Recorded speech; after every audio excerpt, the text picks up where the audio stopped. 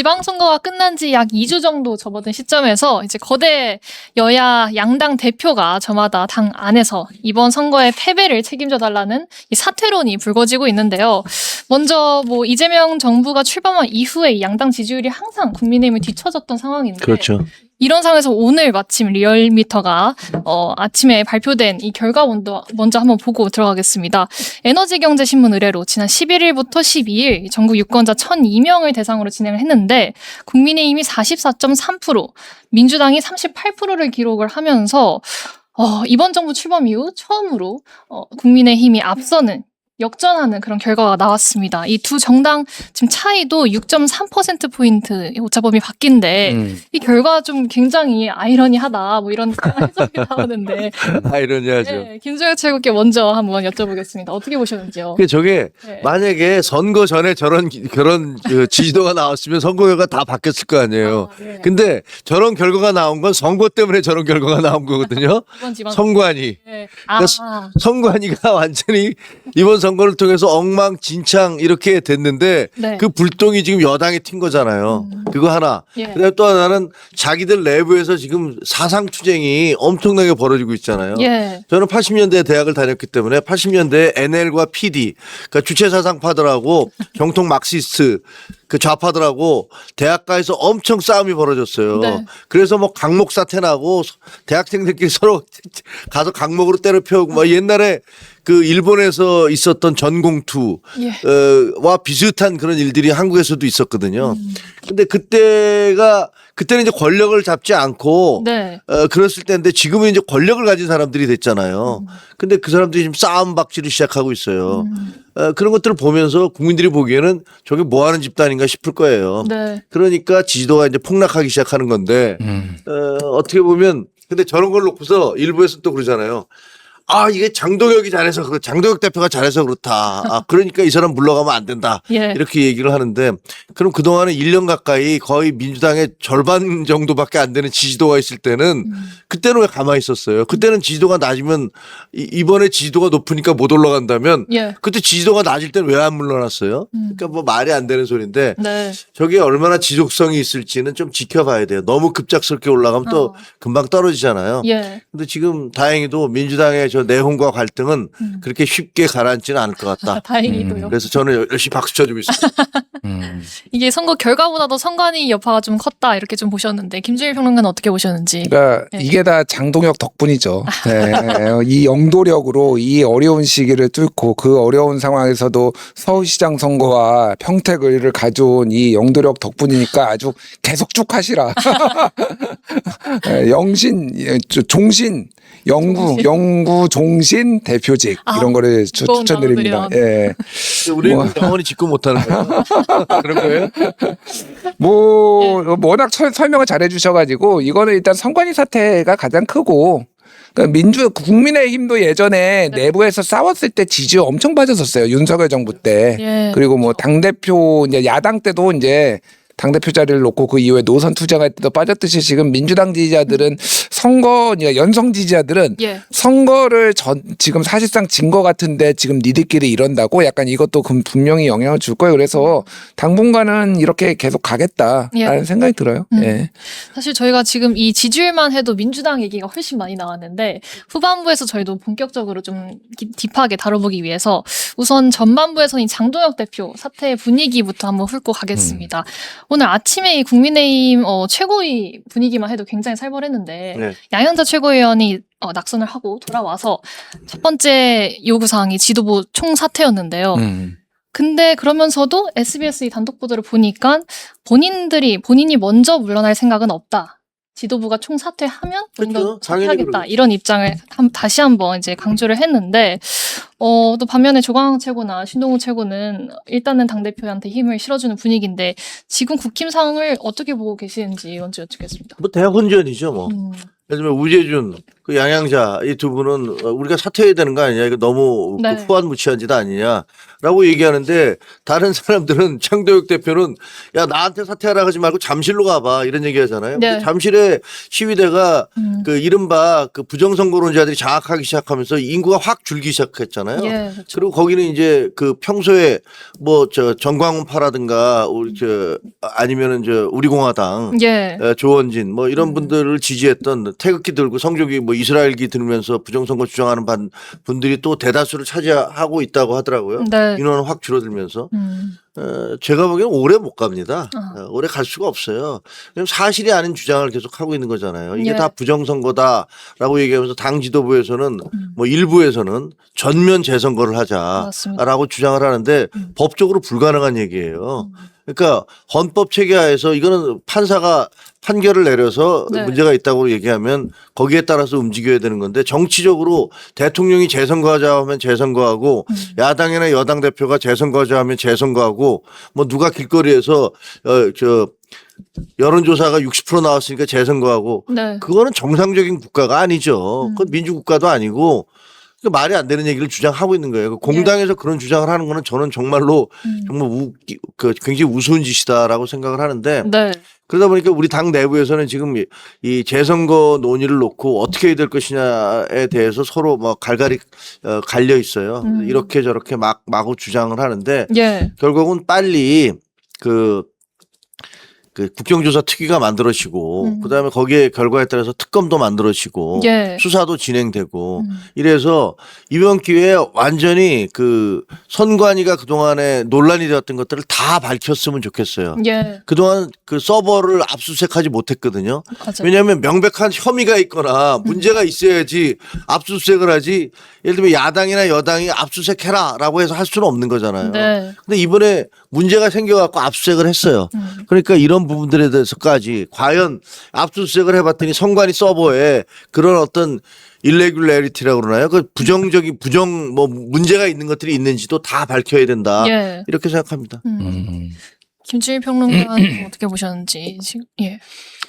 올해 안에 사퇴 안 할 것 같아요. 아, 올해 안에. 예. 예. 내년에도 사퇴를 할지 여부는 미지수입니다. 그러니까 왜 그러냐면은 제가 일단은 이게 이제 이 선거 결과에 대해서 이제 해석 투쟁이 벌어졌는데, 어쨌든 오늘 그 리얼미터 여론조사 보지 않았냐, 양양자 최고가 사퇴하라고 하니까 이 장도혁 대표가 이렇게 했잖아요. 예. 그러니까 지금 민주당 지지율이 좀 당분간 이게 안 좋거나 국힘하고 비슷하게 갈 것 같고, 네. 그러면 이거에 대해서 계속 이제 버틸 만한 스스로의 근거를 스스로 이제 셀프로 만드는 거 하나가 있고, 또 하나는 지금 이 선거 이 부실 선거 예. 이 투표용지 부족 논란이 제가 보기에는 최소 3개월, 아. 길면은 한 반년 갑니다, 이거. 예. 왜 그러냐면은 기본적으로 지금 이제 프로세스가 어떻게 되냐면은 합수본에서 수사는 수사대로 하잖아요. 그렇죠. 예. 국정조사 이제 들어갈 거 아니에요. 그렇죠. 그럼 국정조사가 제가 보기에는 2달이에요, 최소. 네. 2달은 걸려요. 그러니까 이거저거 준비하고 이거저거 뭐 불러다가 하면은 2달.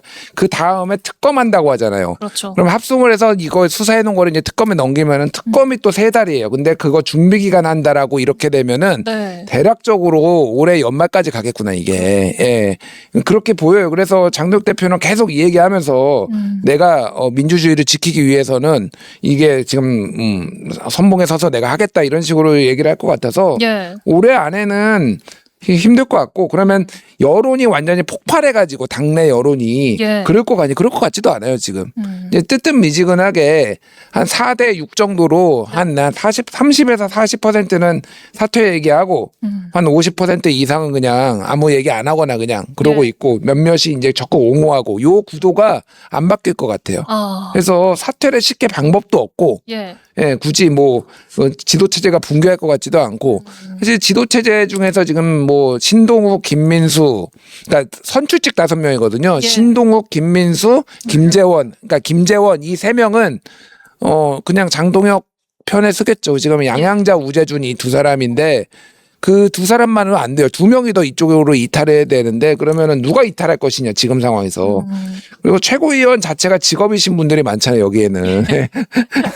네, 그분들은 뭐 최고위원 관두면 뭐 하겠어요. 갈 곳이 없고. 네, 그러니까 그냥 최고위원 계속 하면서 버틸라고 하겠다. 그래서 냉정하게 얘기하면은 올해 안에 안 바뀌어요 제가 보기에는. 아, 네. 근데 사실 이게 말씀하신 것처럼 최고위원 안에서도 이 장 대표를 지금 옹호하는 분들이 계시고 그런 상황에서 뭐 이번 주 목요일에 의원총회를 열고 이 사퇴 여부를 좀 더 강하게 얘기를 하겠다 얘기는 나오는데 실질적으로 김종현 최고도 사퇴는 불가능하시다 이렇게 보세요? 목요일 의총은 별 의미가 없어요. 아, 그래요? 11시에 본회의하는데 10시에 의총이 온다는 거 아니에요. 1시간 예. 동안 뭐 우리 본회의는 어떻게 할 겁니다. 뭐 이런 거 설명하고 나면 그냥 거기서 무슨 얘기를 하겠어요. 네. 그거는 별 아무런 의미가 없는 눈가림하기 위한 의총인데 예. 진짜 웃긴 게 원내대표가 새로 만들어졌으면 당연히 의총을 열어서 이 사태에 대해서 우리의 입장이 뭔가를 정해야 돼요. 예. 그 부정선거라고 당대표가 밖에 나가서 이거 부정선거 팻말 들고 쇼하고 있잖아요 지금. 그럼 이거를 도대체 우리 당에서는 어떻게 받아들여야 되냐를 정해야 된다고요. 그렇죠. 근데 말이 나올까 봐 의총을 안 열어. 그리고 열자고 하는 것도 1시간 전에 열어서 후딱 해서 완전히 눈 가리고 쇼하는 거잖아. 아웅하는 거잖아요. 예. 그러니까 이렇지 않으면 우리가 이번 기회에 확실하게 야당으로서 지지도를 굳힐 수 있을 거예요. 근데 이런 식의 쇼를 하면 국민들이 보기에 똑같은 놈 역시 니네는 달라지지 않는구나. 이러면 제가 보기에 지지도 다시 꺾일 거예요. 근데 왜 이렇게 하는지를 알 수가 없어요. 그러니까 예. 결국은 본인들의 어떤 그 자리 기득권 이건 그냥 유지하겠다라는 거잖아요. 그리고 이게 그 일부 젊은 청년들은 이것이 부정선거다라고 주장을 하잖아요. 근데 예. 거기에 편승을 해서 그 사람들을 선전선동을 해서 그 사람들의 분노 게이지를 최대한 높여서 네. 그걸로 내가 존재하는 명분을 삼겠다 이런 거잖아요. 예. 그러니까 아주 나쁜 정치의 전형을 보여주는 거죠. 국민들에게 아니면 아니라고 얘기하고 옳으면 옳다고 얘기하고 이렇게 하면서 방향을 제시해야 되는데 그러니까 눈 있잖아요. 눈 이리 굴리고 저리 굴리고 이러면서 어느 쪽에 붙어야지 나한테 이익이 될까? 내가 여기서 무슨 거짓말이든 진짜든 상관없이 무슨 얘기를 해야지 내가 나한테 정치적인 소득이 있을까? 이것만 생각하는 거잖아요. 예. 전형적인 나쁜 정치인들이죠. 저는 그렇게 봐요. 예. 지금 이게 장도혁 대표는 일단 부정선거를 전면에 세우기도 했는데 여기랑 이제 다른 결로 또 재선거 논쟁도 지금 국민의힘 내부에서 지금 조율이 안 된 상황이에요. 장 대표는 우선 전국 재선거를 주장한 상황이고 나경원 의원이 여기에 가세를 하면서 전국 재선거 대신 이 선관위 직권으로 부분 재선거를 결단해달라 이런 요구를 했는데 이 요구는 좀 어떻게 보셨는지 나경원 의원은 또 왜 여기에 좀 탑승했다고 보시는지 정치적으로 해석도 가능할까요? 그 한국갤럽 지난주 금요일날 나왔던 거 네. 지난주 화수목에 조사해가지고 이게 굉장히 흥미롭더라고요. 하나는 두 가지를 물어봤는데 네. 하나는 이번 투표용지 사태를 어떻게 바라보느냐 쉽게 얘기하면 하나는 부실 선거다 하나는 부정 선거다 이거 여론조사를 했어요. 그러면은 부실 선거가 전국적으로 보면 67 예. 부정 선거가 25가 나왔어요. 아, 그런데 정당 지지별로 이거를 나눠보면은 예. 더불어민주당에서는 부실 선거 87, 부정 선거 8 이렇게 봤거든요. 근데 국민의힘은 부실 선거 44, 부정 선거 50. 예. 그래서 오차범위 내기는 하지만 사실상 거쳐 있어요. 이게 3.1%포인트 플러스만 했으니까 거의 이제 오차범위 그 딱 경계선에 네. 이걸 부정 선거라고 보는 사람이 더 많은 거예요. 그러니까. 네. 그러면 이게 국민의힘 지지층 특히 이제 지금 상황에서는 당대표를 노리고 선거라는 게 2년 뒤에 총선 말고는 당대표 선거밖에 없잖아요. 예. 그러면 당대표 선거를 노리고 나경원 의원이 참전했다. 이렇게 보면 될 것 같고 이게 또 재선거 전면 재선거에 대해서 찬성한다 반대한다 물어보면은 전면 재선거가 찬성 44 반대 48이에요.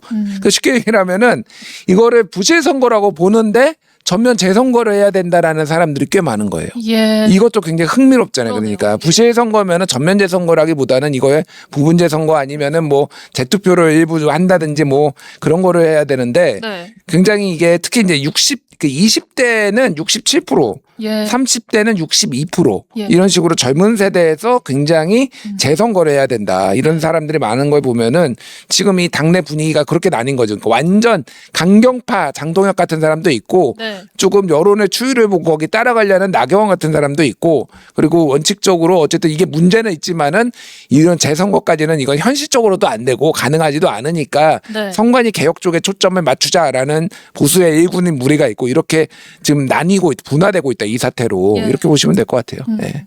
사실 장동혁 대표 입장에서 한번 생각을 해보면 이게 지금 이 갤럽 조사만 봐도 2030에서 60%대가 재선거를 요구를 하고 있고 또 부정선거라고 생각하는 국힘 지지층도 굉장히 좀 두텁게 나타나는 상황에서 장 대표가 이런 여론을 무시하고 갈 수도 없는 거 아닌가 이런 좀 생각도 드는데 어떻게 보시는지. 그 네. 정치인은요. 예. 그러니까 여론이라는 것들에만 쫓아다니면 그게 나쁜 정치예요. 예. 그리고 그게 정당하지도 않아요. 예를 들면 20대가 뭐 그 60%가 지지를 한다. 그러면 그 70대는 30%밖에 지지를 않는다. 그러면 어떤 지지층의 얘기는 들어야 되고 어떤 지지층의 얘기는 안 들어야 되나요? 그거 어떻게 그 선별적으로 예를 들면 젊은 사람들이 얘기하면 들어야 되고 나이 든 사람이 들어오면 얘기 들을 필요가 없다든가 예. 거꾸로 나이 든 사람들의 주장은 들어야 되고 젊은 사람들의 얘기는 무시해도 된다. 이거 말이 안 되잖아요. 네. 예를 들면 문재인 정부 때 그 북한과의 관계를 개선한다고 해서 김정은과 뭐 도보다리 회담도 하고 온갖 것 다 했어요. 북한에 가서 뭐 백두산도 올라가고 예. 뭐 경기장에 가서 유세도 하고 연설도 하고 뭐 이래서 지지도가 80%막 이렇게 올라갔어요. 근데 그게 그래서 잘 됐나요? 북한과의 관계가 조금이라도 개선이 됐나요? 북한이 미사일을 안 개발을 하고 핵을 안 만들어냈나요? 그것도 아니잖아요. 예. 그러니까 여론이라는 것은 그때 당시 어떤 특정 시점에서의 국민들의 어떤 생각의 일부를 반영을 하는 것이지 네. 그거를 가지고 야 여론이 이렇게 나왔으니까 우리 여기 무조건 쫓아가야 돼. 그러면 장동혁 대표는 옛날에 한 1년 내내 우리가 국민의힘이 민주당의 지지율 절반밖에 안 나왔으면 당장에 그만뒀어야 됐어요. 예. 그때는 왜 그건 여론조사 지금 믿을 수가 없어 라고 얘기하면서 버티다가 갑작스럽게 한두 번 자기에게 좋은 여론조사가 나오면 그런 부분들을 최대한 이용해서 사람들의 감정에 불을 지르고 이런 것들은 전형적인 선동 정치고 나쁜 정치예요. 예. 그러니까 지금 전면적인 재선거를 한다. 그걸 어떻게 할 수가 있어요? 전면적인 재선거를 선관위가 직권으로 부분 재선거를 한다? 이것도 불가능해요. 예. 대한민국에서 재선거를 치르려면 법원이 판결을 해야 되는 거라고요. 예.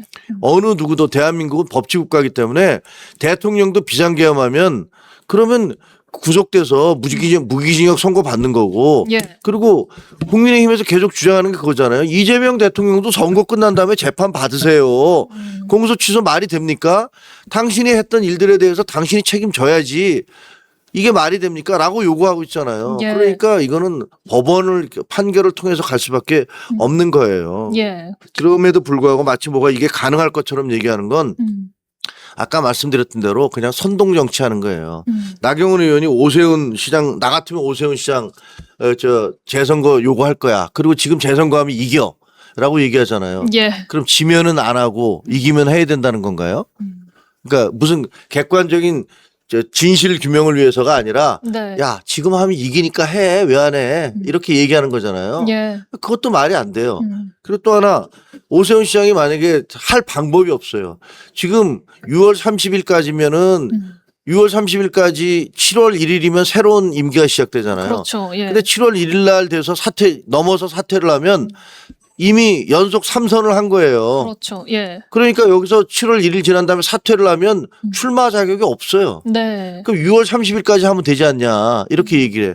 그럼 6월 30일까지는 자기 스스로 하야하는 거잖아요. 새로운 임기 시작되기 전에.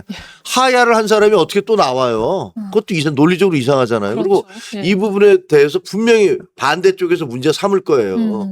너 하야했으니까 네 스스로 그만뒀으니까 나오지 마. 네. 이렇게 얘기하거나 7월 1일 넘어서는 너 3선이니까 나오지 마. 그렇죠. 이렇게 얘기할 거라고요. 그러니까 예. 이런 것들은 오세훈 시장을 위해 주는 것처럼 얘기하지만 제가 보기에 오세훈 시장을 그냥 벼락에다가 밀어 떨어뜨리는 거거든요. 예, 예.